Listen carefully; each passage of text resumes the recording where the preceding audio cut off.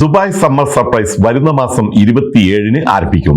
വേനൽ വിസ്മയത്തിന്റെ എക്കാലത്തെയും വലിയ പതിപ്പായിരിക്കും ഇത്തവണത്തേതെന്ന് ഫെസ്റ്റിവൽസ് ആൻഡ് റീറ്റെയിൽ എസ്റ്റാബ്ലിഷ്മെന്റ് അറിയിച്ചു. ഇതോടനുബന്ധിച്ച് നിരവധി പരിപാടികളും ഓഫറുകളും വിലക്കിഴിവുകളുമാണ് സംഘാടകർ ഒരുക്കിയിട്ടുള്ളത്. 66 ദിവസം നീണ്ടു നിൽക്കുന്ന DSS വരുന്ന ഓഗസ്റ്റ് 31-ന് അവസാനിക്കും. ഇലക്ട്രിക് വാഹനങ്ങൾ വെയിലത്ത് നിർത്തിയിടുന്നത് ബാറ്ററി പൊട്ടിത്തെറിക്കാനുള്ള സാധ്യത വർദ്ധിപ്പിക്കുമെന്ന് അബുദാബി പോലീസിന്റെ മുന്നറിയിപ്പ്. ഇലക്ട്രിക് സ്കൂട്ടറുകൾ ഉപയോഗിക്കുന്നവർ സുരക്ഷാ മുൻകരുതലുകൾ പാലിക്കണമെന്നും അധികമായി ചാർജ് ചെയ്യരുതെന്നും ഒന്നിലധികം യാത്രികരുമായി സഞ്ചരിക്കരുതെന്നും പോലീസ് മുന്നറിയിപ്പ് നൽകി.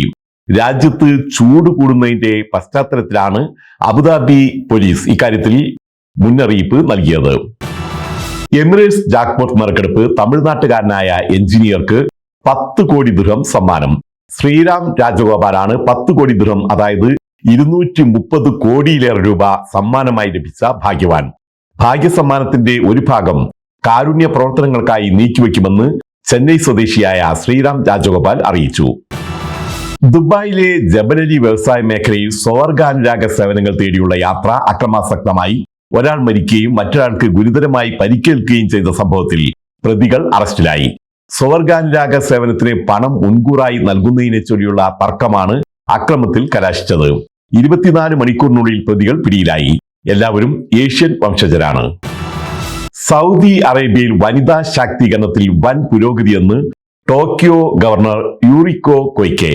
റിയാദിൽ നടക്കുന്ന വനിതാ അന്താരാഷ്ട്ര ഉച്ചകോടിയിൽ സംസാരിക്കവെയാണ് അവർ ഇക്കാര്യം പറഞ്ഞത്. സൗദിയിൽ ഇപ്പോൾ സ്ത്രീകൾക്ക് വാഹനമോടിക്കാനും ഒറ്റയ്ക്ക് യാത്ര ചെയ്യാനും കഴിയുന്നുണ്ട്. സൗദി വിഷൻ 2030 രാജ്യത്തെ മാറ്റിമറിക്കുമെന്നും പുരുഷന്മാർക്കും സ്ത്രീകൾക്കും കുട്ടികൾക്കും വികലാംഗർക്കും ഉൾപ്പെടെ എല്ലാവർക്കും കൂടുതൽ സുഖകരമായ അന്തരീക്ഷം പ്രദാനം ചെയ്യുമെന്നും കൊയ്ക്കെ അഭിപ്രായപ്പെട്ടു.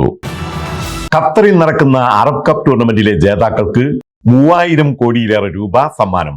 3,65,00,000 ഡോളറാണ് സമ്മാനത്തുക പ്രഖ്യാപിച്ചത്. ഇതോടെ ഫിഫ അറബ് കപ്പ് ലോകത്തിലെ തന്നെ ഏറ്റവും മൂല്യമേറിയ രാജ്യാന്തര ഫുട്ബോൾ ടൂർണമെന്റുകളിൽ ഒന്നായി മാറും. ഡിസംബർ 1-ന് ആരംഭിക്കുന്ന അറബ് കപ്പിന്റെ ഫൈനൽ ഖത്തർ ദേശീയ ദിനമായ ഡിസംബർ 18-നായിരിക്കും. മികച്ച യാത്രാ വിവരണത്തിനുള്ള Satyajit Ray film society award നേടിയ AT അലിയെ സൗഹൃദ സമിതി ആദരിച്ചു. ഇന്ദുലേഖ, റിയാസ് കിൽട്ടൺ, ബഷീർ തിക്കൊടി, സിദ്ദിഖ് മുഹമ്മദ് തുടങ്ങിയവർ ചടങ്ങിൽ പങ്കെടുത്തു. AT അലിയുടെ ഓർമ്മകൾ മേയും വഴിയിൽ എന്ന കൃതിക്കാണ് പുരസ്കാരം ലഭിച്ചത്. ഇനി ഇന്നത്തെ പ്രത്യേക വാർത്ത. വിവാഹം കഴിക്കാൻ ഇനി ഇടനിലക്കാരൻ വേണ്ട, ആർട്ടിഫിഷ്യൽ ഇന്റലിജൻസ് മതി. അപ്പോൾ ആർട്ടിഫിഷ്യൽ ഇന്റലിജൻസിന്റെ ഇലക്ട്രോണിക് കോമ്പാറ്റിബിലിറ്റി സിസ്റ്റം എന്നറിയപ്പെടുന്ന ലൈസൻസ് ഉള്ള കമ്പനികൾ വഴിയാണ് ഇത് സാധ്യമാക്കുന്നത്. നിങ്ങളുടെ അഭിരുചി മനസ്സിലാക്കി അതിന് ഏറ്റവും അനുയോജ്യരായ ഇണകളെയാണ് ഇത് കണ്ടെത്തുന്നത്. റാസൽ കൈമ ആസ്ഥാനമായുള്ള ഷാരിക്കി വെബ്സൈറ്റിൽ രജിസ്റ്റർ ചെയ്യുന്നവർക്കാണ് ഇപ്പോൾ UAE ഈ സേവനം ലഭിക്കുന്നത്. ഇത് കണ്ട് മലയാളികളും മറ്റും രജിസ്റ്റർ ചെയ്യാൻ വരട്ടെ. നിങ്ങൾക്ക് തൽക്കാലം ഈ സേവനം ലഭ്യമല്ല. ഈ ബിസിനസ് ലൈസൻസുകൾ UAE പൗരന്മാർക്ക് മാത്രമാണ് ഇപ്പോൾ അനുവദിക്കുന്നതെന്നാണ് ഷാരിക്കി വക്താക്കൾ അറിയിച്ചിട്ടുള്ളത്.